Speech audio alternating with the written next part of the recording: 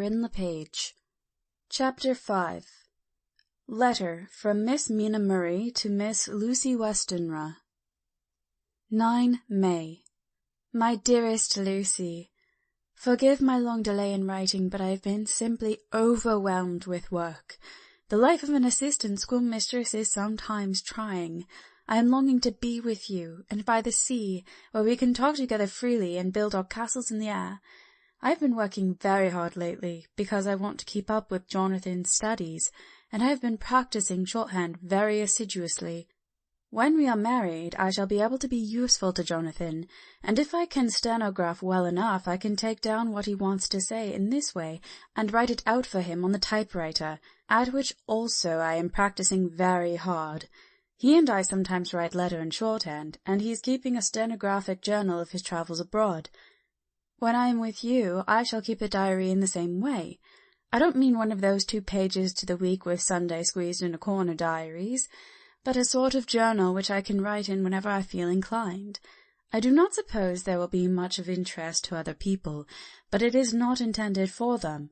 I may show it to Jonathan some day if there is in it anything worth sharing, but it is really an exercise book.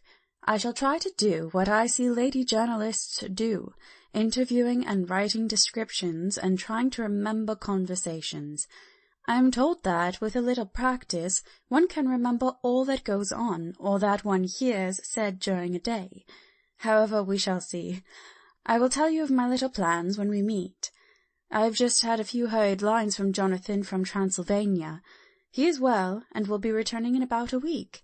I am longing to hear all his news. It must be so nice to see strange countries.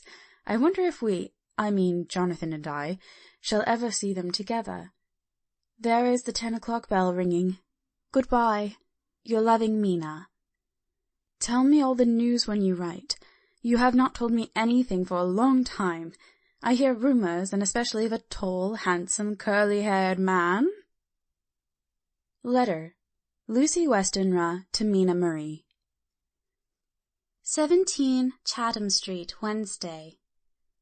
My dearest Mina, I must say, you tax me very unfairly with being a bad correspondent.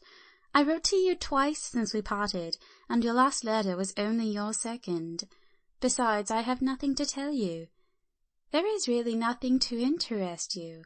Town is very pleasant just now, and we go a good deal to picture galleries for walks and rides in the park. As to the tall, curly-haired man, I suppose it was the one who was with me at the last pop. Someone has evidently been telling tales.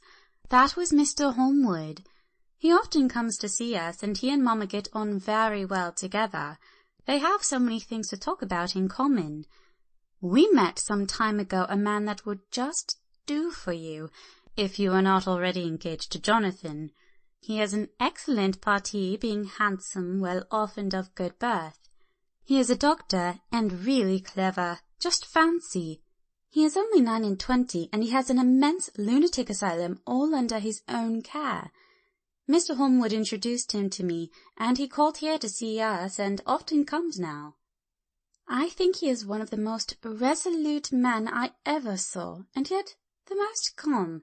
He seems absolutely imperturbable. I can fancy what a wonderful power he must have over his patients. He has a curious habit of looking one straight in the face, as if trying to read one's thoughts. He tries on this very much with me, but I flatter myself he has got a tough nut to crack. I know that from my glass. Do you ever try to read your own face? I do, and I can tell you it is not a bad study, and gives you more trouble than you can well fancy if you have never tried it. He says that I afford him a curious psychological study, and I humbly think I do. I do not, as you know, take sufficient interest in dress to be able to describe the new fashions. Dress is a bore. That is slang again, but never mind. Arthur says that every day. There, it is all out. Mina, we have told all our secrets to each other since we were children, and we have slept together and eaten together and laughed and cried together, and now, though I have spoken, I would like to speak more. Oh, Mina, couldn't you guess? I love him. I'm blushing as I write, for although I think he loves me, he has not told me so in words. But, oh, Mina, I love him, I love him, I love him. There, that does me good. I wish I were here with you, dear, sitting by the fire undressing as we used to sit, and I would try to tell you what I feel. I do not know how I am writing this even to you. I'm afraid to stop, or I should tear up the letter, and I don't want to stop, for I do so want to tell you all. Let me hear from you at once, and tell me all you think about it. Mina, I must stop. Good night. Bless me in your prayers, and, Mina, pray for my happiness. Lucy. P.S. I need not tell you this is a secret. Good night again. L. Letter. Lucy Westenra to Mina Murray. 24 May. My dearest Mina, thanks and thanks and thanks again for your sweet letter. It was so nice to be able to tell you and to have your sympathy. My dear, it never rains, but it pours. How true the old proverbs are. Here am I, who shall be 20 in September, and yet I have never had a proposal till today, not a real proposal, and today I have had 3. Just fancy, 3 proposals in one day. Isn't it awful? I feel sorry, really and truly sorry, for 2 of the poor fellows. Oh, Mina, I'm so happy that I don't know what to do with myself. And 3 proposals.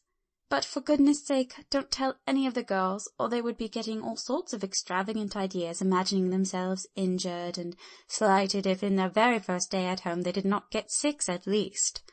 Some girls are so vain. You and I, Mina dear, who are engaged and who are going to settle down soberly into old married women, can despise vanity. Well, I must tell you about the 3, but you must keep a secret, dear, from everyone. Except, of course, Jonathan. You will tell him, because I would, if I were in your place, certainly tell Arthur. A woman ought to tell her husband everything, don't you think so, dear? And I must be fair. Men like women, certainly their wives, to be quite as fair as they are, and women, I am afraid, are not always quite as fair as they should be. Well, my dear, number 1 came just before lunch. I told you of him, Dr. John Seward, the lunatic asylum man with the strong jaw and the good forehead. He was very cool outwardly, but was nervous all the same. He had evidently been schooling himself as to all sorts of little things, and remembered them, but he almost managed to sit down on his silk hat, which men don't generally do when they are cool, and then when he wanted to appear at ease he kept playing with the lancet in a way that made me nearly scream. He spoke to me, Mina, very straightforwardly. He told me how dear I was to him, though he had known me so little, and what his life would be with me to help and cheer him. He was going to tell me how unhappy he would be if I did not care for him, but when he saw me cry, he said that he was a brute and would not add to my present trouble. Then he broke off and asked if I could love him in time, and when I shook my head, his hands trembled, and then with some hesitation he asked me if I cared already for anyone else. He put it very nicely, saying he did not want to wring my confidence from me, but only to know, because if a woman's heart was free a man might have hope. And then Mina, I felt a sort of duty to tell him that there was someone. I only told him that much, and then he stood up, and he looked very strong and very grave as he took both my hands in his, and said he hoped I would be happy, and that if I ever wanted a friend, I must count him one of my best. Oh, Mina dear, I can't help crying. You must excuse this letter being all blotted. Being proposed to is all very nice, and all that sort of thing, but it isn't at all a happy thing when you have to see a poor fellow whom you know loves you honestly going away and looking all broken-hearted, and to know that, no matter what he might say at the moment, you are passing quite out of his life. My dear, I must stop here at present. I feel so miserable, though I am so happy. Evening. Arthur has just gone, and I feel better in spirits than when I left off, so I can go on telling you about the day. Well, my dear, number 2 came after lunch. He is such a nice fellow, an American from Texas, and he looks so young and so fresh that it seems almost impossible that he has been to so many places and has had such adventures. I sympathize with poor Desdemona when she had such a dangerous dream poured in her ear, even by a black man. I suppose that we women are such cowards that we think a man will save us from fears, and we marry him. I know now what I would do if I were a man and wanted a girl to love me. No, I don't, for there was Mr. Morris telling us his stories, and Arthur never told any, and yet— My dear, I am somewhat previous. Mr. Quincy P. Morris found me alone. It seemed that a man always does find a girl alone. No, he doesn't, for Arthur tried twice to make a chance, and I helping him all I could. I am not ashamed to say it now. I must tell you beforehand that Mr. Morris doesn't always speak slang, that is to say, he never does so to strangers or before them, for he is really well educated and has exquisite manners, but he found that it amused me to hear him talk American slang, and whenever I was present and there was no one to be shocked, he said such funny things. I am afraid, my dear, he has to invent it all, for it fits exactly into whatever else he has to say. But this is a way slang has. I do not know myself if I shall ever speak slang. I do not know if Arthur likes it, as I have never heard him use any as yet. Well, Mr. Morris sat down beside me and looked as happy and jolly as he could, but I could see all the same that he was very nervous.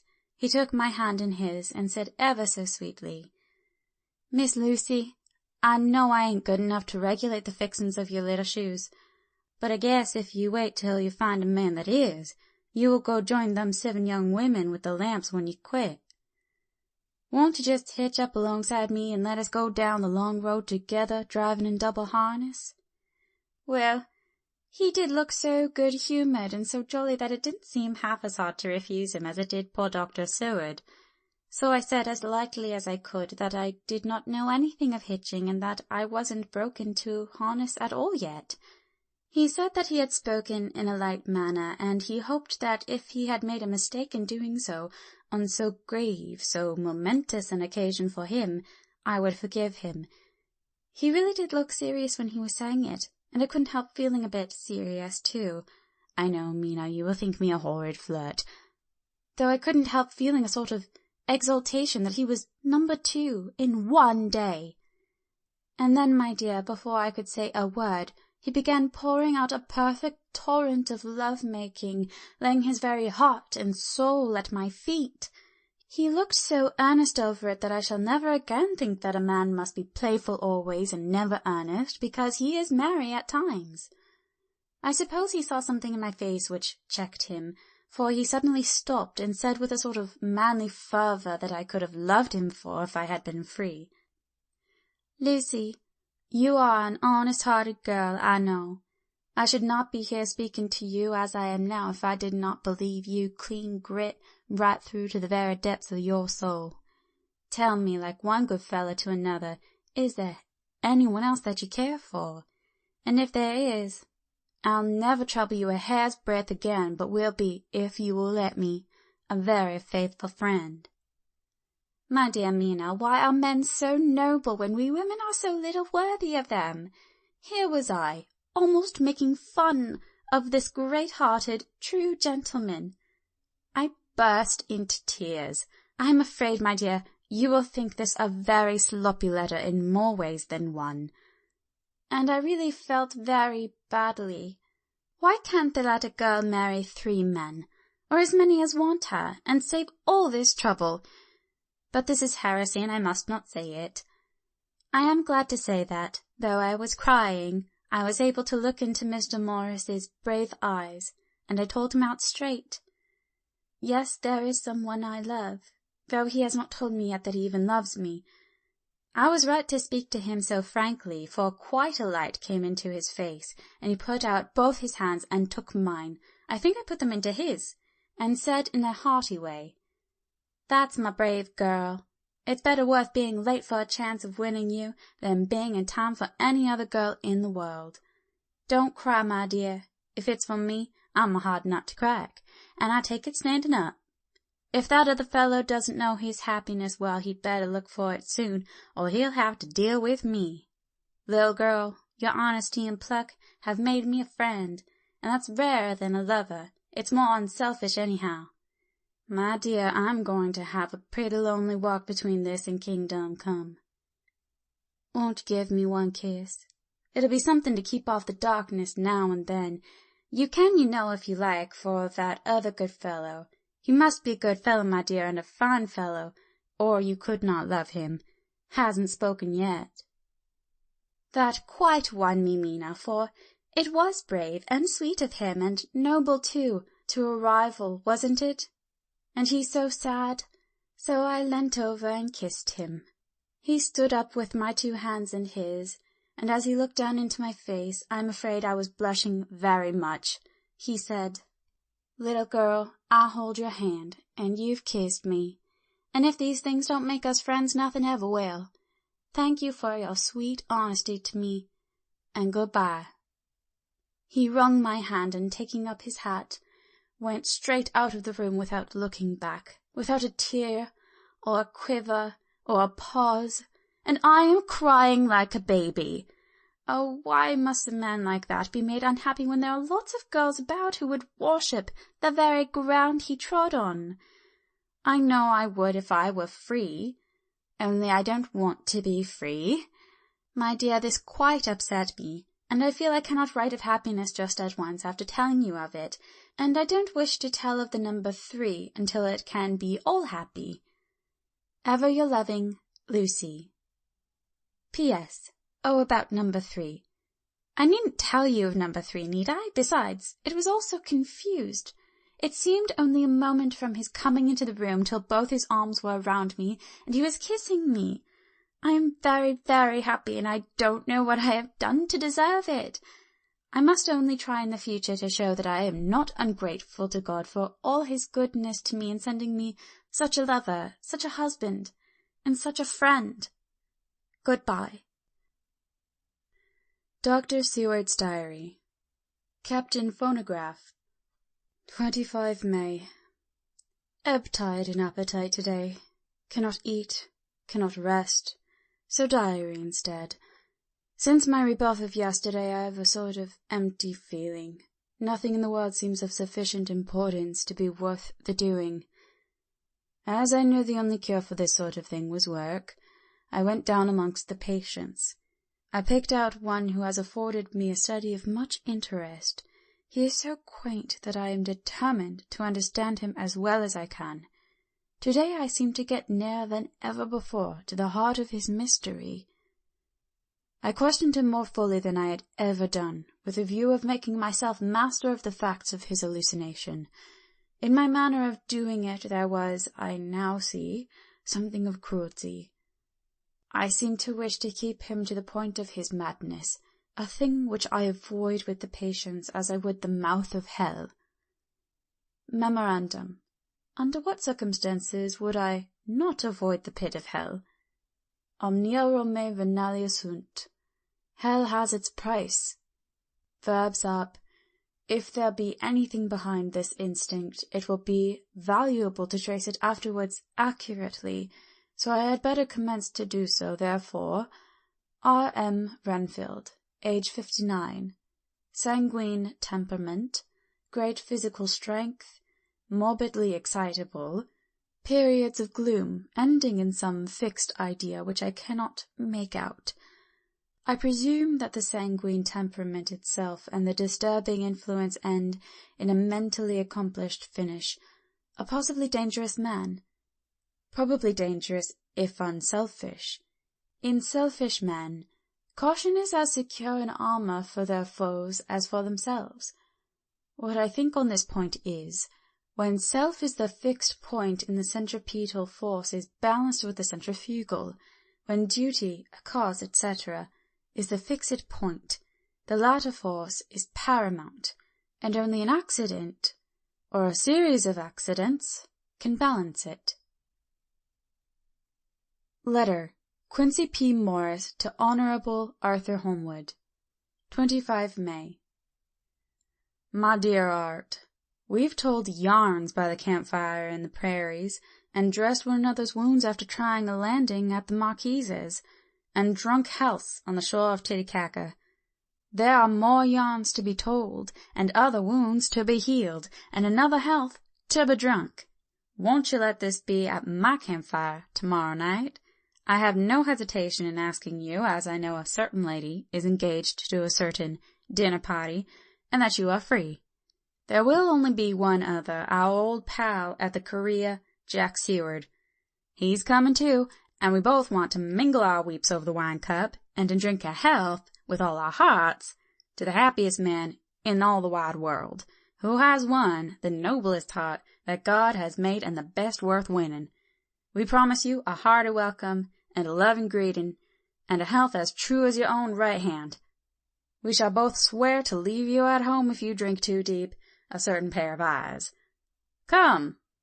Yours, as ever and always, Quincy P. Morris. Telegram from Arthur Holmwood to Quincy P. Morris. 26 May. Count me in every time. I bear messages which will make both your ears tingle. Art. End of Chapter 5. Recording by Corinne LePage.